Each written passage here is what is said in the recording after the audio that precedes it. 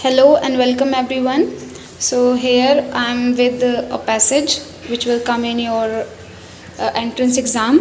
Okay तो यहाँ पे मैं दो पैसेजेस को आपको बताऊँगी. पैसेजेस जैसे आपने क्लास 12 का एग्ज़ाम दिया होगा इंग्लिश में तो उसमें भी आए होंगे आपके पैसेजेस. सेम उसी तरीके से कुछ पैसेज आपके एग्ज़ाम में भी आएंगे. तो आपने किया हुआ है, लेकिन जस्ट थोड़ा सा एग्जांपल देने के लिए ये मैंने एक पेपर यहाँ पर खोला है. सबसे पहले ये मैं पूरा मीनिंग नहीं बताऊंगी. यहाँ पे मैं जस्ट आपको पैसेज का थोड़ा दिखा रही हूँ कि क्या पैसेज है, जैसे कि आप एक बार पढ़ना चाहो तो पढ़ भी सको.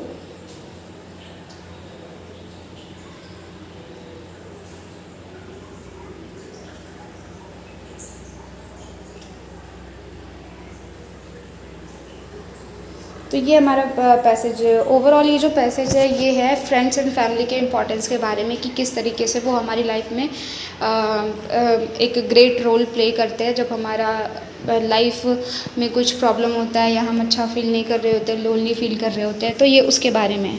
फ़िलहाल हर पैसेज जो भी आपके एग्ज़ाम में आएगा उसका टॉपिक अलग होगा. ऐसा नहीं है कि मैं ये करा रही हूँ तो यही टॉपिक आएगा, ठीक है. लेकिन जो मेन चीज़ है हमेशा जो मैं करती थी अपने एग्ज़ाम में वो ये था कि पैसेज पढ़ने से पहले मैं जल्दी से एक बार क्वेश्चंस देख लेती थी, ठीक है. लेकिन ऐसा ज़रूरी नहीं है कि आप भी ऐसे ही करो. पहले आप पैसेज पढ़ सकते हो और फिर उसके बाद क्वेश्चंस को देख सकते हो. लेकिन एक बार क्वेश्चन देखने से क्या हो जाता था कि पैसेज आसानी से जब हम पढ़ते थे तो उसमें क्वेश्चंस के आंसर हमें आसानी से दिख जाते थे.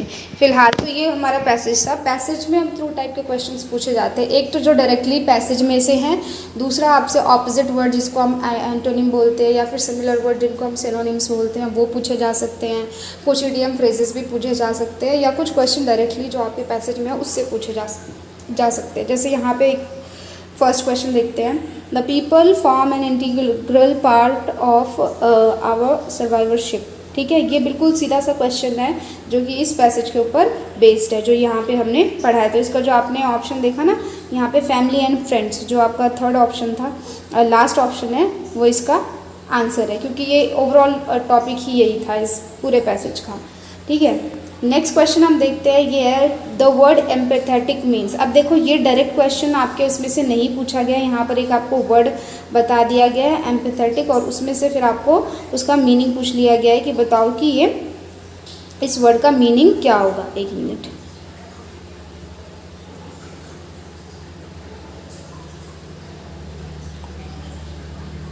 ये यहाँ पे देखो आपको ये वर्ड दिख रहा होगा एम्पैथेटिक, है ना.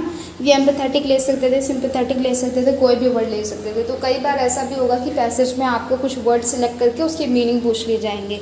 तो यहाँ पे इन्होंने एम्पैथेटिक का मीनिंग पूछा है जिसका कि आपको चारों में से ढूंढना होगा. और एम्पैथेटिक का मीनिंग होता है showing an ability to understand and share the feelings of another. अभी मैंने बताया कुछ क्वेश्चंस तो ऐसे होंगे जिसका आपको सीधे डायरेक्ट आंसर पैसेज में मिल जाएगा, कुछ का आंसर आपको अपनी नॉलेज के अकॉर्डिंग मिलेगा. अगर आपको उस वर्ड का मीनिंग पता है तो आप आंसर टिक कर पाओगे, नहीं तो नहीं.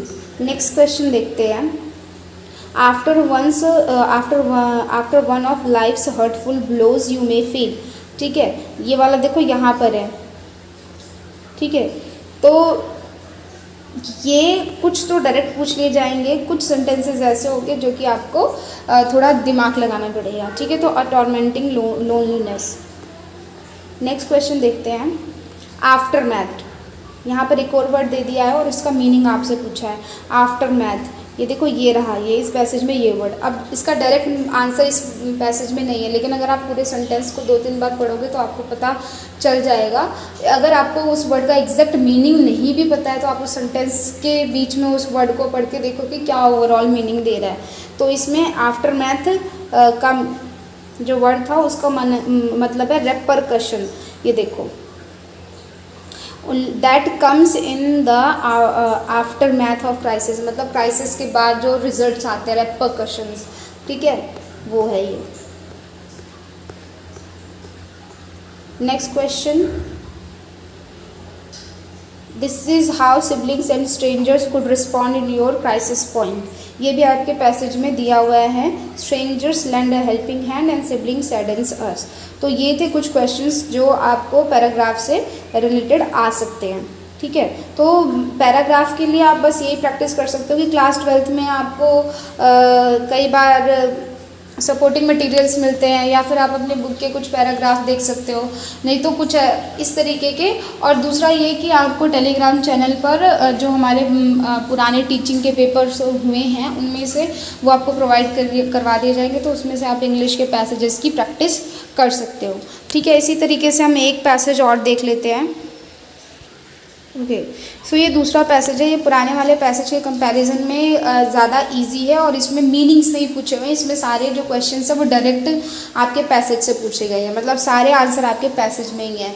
ये जो स्टोरी है ये मैं आपको दिखा देती हूँ, अगर आप चाहो तो आप पढ़ के पहले खुद भी ट्राई कर सकते हो ये पूरी स्टोरी। इसमें मतलब तेनालीराम के बारे में एक स्टोरी बताई गई है कि वो एक इंसान से मिलता है जो ये बोलता है कि रात में वो अकेले नहीं रहना चाहता। वो लोग मतलब बाहर घूमने गए होते हैं और वो बोलता है कि मुझे चोरी और इन सब से डर लगता है, तो मैं सोच रहा हूँ कोई साथ में हो तो सही होगा। लेकिन एक्चुअली वो चोर होता है और रात में वो तेनालीराम का सारा चुपके चुपके उसका सारा सामान देखता है, लेकिन उसको कुछ मिलता नहीं है।